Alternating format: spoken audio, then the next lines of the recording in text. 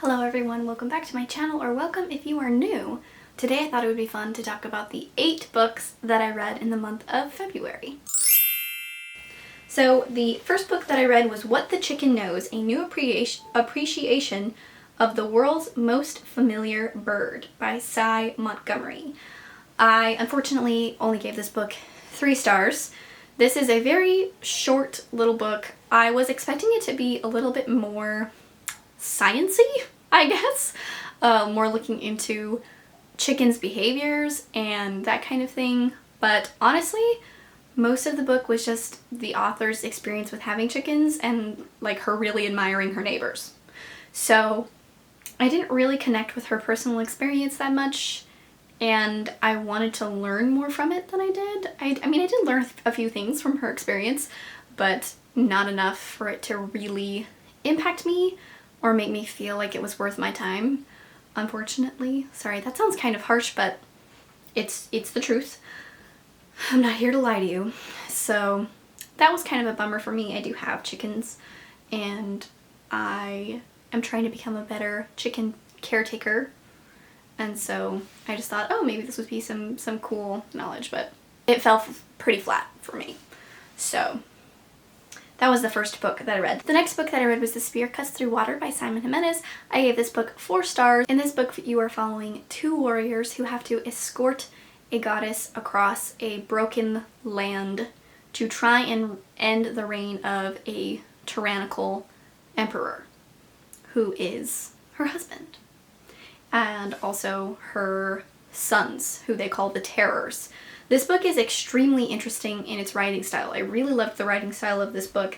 It's basically told to you like if you were listening to it as an oral tradition. So it uses the second person a lot, which I found very, very interesting. I feel like not very many books use the second person, or if they do, they don't use it super well. This book, I thought, integrated it very, very nicely, and it made so much sense. So basically, you are putting yourself in the shoes of a person who is going to what they call the inverted theater. And it's a place you go in your dreams, and you are learning this tale, this story of these 2 warriors. And I thought that it was an amazingly written book. The only reason that I knocked it down a star was just because I thought there was some unneeded sexual content, as well as it is pretty graphically violent. I was not expecting it to be this violent. It's a pretty violent book, so I would keep that in mind if that's something that bothers you or that you would like to be aware of. It is pretty graphically violent, and there are some sexual scenes. I did find the sexual scenes pretty easy to skip over. Personally, I'm not into that. I don't like reading it. I try to avoid it as much as possible, so that's my personal preference. But if that is also your personal preference, now you know. Overall, I think that this book is extremely well written, and I'm really excited to read more from Simon Jimenez because I just thought that the writing style was absolutely fantastic, and the story did really suck me in. I really wanted to know what was happening. The next book that I read was Land of Mirrors by Maria Medem. Let's see, does it say who the translator is? Translated by Alicia Jensen and Daniela Ortiz. This is translated from the Spanish. This is a graphic novel. I thought it was okay. I gave it 3.5 stars. I think I could see what it was trying to do, but it didn't quite do it for me, if that makes sense. I do think that the art in this book was absolutely beautiful, and I'm kind of getting in more into graphic novels. In the past year I read a handful of them, and I do enjoy reading them, so I think I just need to like really find what my niche of graphic novel is, because I'm not sure, to be honest. My camera's about to die. Let's see if I can finish this all in one go. Basically, you're following a girl who lives alone, and then somebody comes and finds her, and they go to the Land of Mirrors, and she learns some lessons, and that's kind of the general gist of it. The next book that I read was Rogue Protocol by Martha Wells. I gave this book 4 stars. This is the second book in the Murderbot series. The Murderbot series is following a murderbot who has gone rogue. They have basically hacked into their mainframe. So you're just kind of following their journey and figuring out who they are, what their purpose is, now that they're not contracted into being a murder bot, and then just going on like various adventures while they're learning new things, meeting other people and bots, and I find it really interesting. I think that Martha Wells does such a good job of creating a narrative in such a short amount of time. These are all little novellas, and I really enjoyed, I mean, the 2 that I've read so far, because she has such a complete arc while doing it in such a short amount of time and still making you care about the characters. So I think that's something that can be really difficult to do, but I think that she does incredibly well. The next book is Wool by Hugh Howey. I gave this book 4 stars. This is the first book in the Silo series. Basically, you are following a woman who has become sheriff after a previous sheriff has tragically died, and you're just trying to figure out kind of what's going on. Basically, they live inside of this giant silo. The outside world is toxic, and when someone communicates the desire to go outside, they are sent out to cleaning. What that means is they are sent to the outside world where it is toxic to breathe and live, and they have to clean the sensors and the window, and then they die. And so you're just kind of following this woman, Juliet, trying to figure out what's going on, why people do this, why people volunteer to go outside, if she's missing something, and it turns into this like really cool larger story that I found very, very intriguing.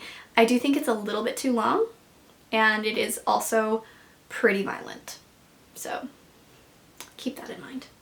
The next book that I read was The Anthropocene Reviewed by John Green. I gave this book 3.5 stars. I really wanted to give it a higher rating, to be honest. I like the podcast more. I don't know why. Maybe if I'd listened to this on audiobook, I would have liked it a little bit more and it would have felt more like the podcast. I do think John Green has very interesting things to say. Basically, it's a series of essays about various parts of human life, from Indianapolis to the Yips to a hot dog that he ate in Iceland. So, you know, it's a really wide range of things that he's talking about. I think some of it is pretty pretentious and heavy-handed, and some of it is extremely interesting, which is why I landed at 3.5. It was good. It wasn't my favorite. Sorry, in between Wool and The Anthropocene Reviewed, I read To Kill a Mockingbird. I don't know why. I feel like when you put it in, I'm having this problem with all of the book tracking apps. I use Goodreads, Storygraph, and Fable, and all 3 of them are being really weird about my rereads. Like, they won't put it slotted into where I actually read it. They're like putting it back way when I read it in like 2013 or whatever. I don't know why that's happening. If somebody can help me with that, let me know, because I find it strange. To Kill a Mockingbird, my first 5-star of the year, which is a little sad because it's a reread and that means I haven't gotten any other 5 stars. I'm really hoping March will, like, I'm just gonna get like 5-star after 5-star after 5-star. Everybody pray that that's what happens to me, because so far my only 5-star has been the reread of To Kill a Mockingbird. This book is fantastic. This book is a masterpiece. It's one of my all-time favorites, so I knew it was going to be a 5-star going into it. Rereading it, I was like, there's no way this doesn't hold up, because it's amazing. In this book, you're reading from the perspective of a young girl named Scout, and you're following her journey of a couple of years growing up and understanding how the world works. She's learning that different doesn't always mean bad. And she learns this in a couple of ways. There's a few different storylines that you're following. One is with her mentally ill neighbor, who they call Boo Radley. He stays inside. The kids, speculate wildly. He killed somebody and that's why he's locked inside, and all of these things. And she's learning through that what really happened to him, that he maybe isn't as scary as she thinks he is. And then also just through interactions at school with people who are a lot poorer than her, and how that can affect your life and the way you do things. And then the main storyline of this book is that she's learning through her father, Atticus. He is a lawyer and he has been assigned to represent a black man in a rape case. And this black man has been falsely accused, and there's evidence of it. People know that he's been falsely accused, and her father has to defend him. And he takes this very seriously, and he wants to teach his children to treat other people with respect, which is honestly, I think, what I love very most about this book is the way that Atticus parents both Scout and her older brother Jem. Teaching them respect, I think, is such an important thing to teach children, and I think this book just does it so well. It is very heartwarming and also heart-wrenching. It's wonderful to follow Scout and see her make these realizations and understand that injustices happen and that she can be part of defending other people. And I think that it's just such a beautiful book, and I look forward to rereading it throughout my life and also having my children read it and, you know, imparting these lessons into them that different doesn't mean bad and that we should always treat other people with respect. And I think that that's just a very important thing. So, 5 stars. I love it. Amazing. To Kill a Mockingbird is just like the best. The last book that I read in the month of February was also a reread, and that was Annihilation by Jeff Vandermeer. I gave this book 4 stars. I really enjoy this book. I think it is a very fascinating read. It is part of the Southern Reach trilogy. Basically, you are following a woman who is a biologist, and she's going on an expedition into Area X. Area X is... nobody really knows.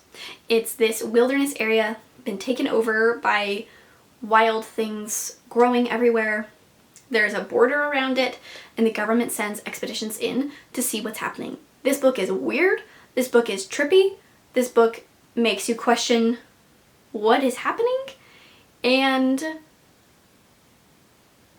you don't really like anybody in it. At least I don't.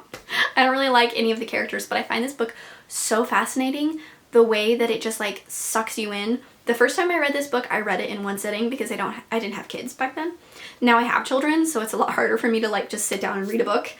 But I did fly through it pretty quickly because the writing style just sucks you in so much. You want to know what's happening, and everything is so weird that it's like, what is going on right now? I have to know what she's going to do. And it ends very ambiguously, which I know a lot of people don't like. I find it very intriguing, and I'm really looking forward to... There's a 4th book that just came out called Absolution, and so I'm going to read that one. Because I've read this, so it's Annihilation, Authority, what's the 3rd one called? I read the 3rd one. I read Authority and I didn't like it very much.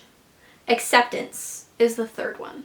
So each book follows Area X, but it's following different characters, and I think they're not really related. Like, there was like a brief reference to the expedition from the 1st book in the 2nd book, but the 2nd book really mostly took place like in the government facility. It didn't take place in Area X.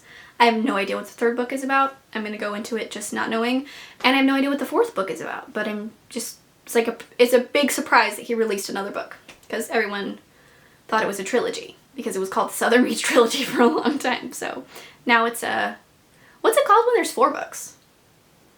Quadrology? That's definitely not a word. Anyway, those are the books that I read in February. Overall, I think it was a good reading month. I did have a good amount of enjoyment for most of the books that I read. I'm bummed. I'm really bummed that I haven't had more 5 stars, and I'm hoping for the best in March. So, it's your job now to tell me what books you loved in the month of February, because then maybe I'll read them and love them too, and finally get some more 5 stars. Thank you for being here. I'll see you in my next video. Bye!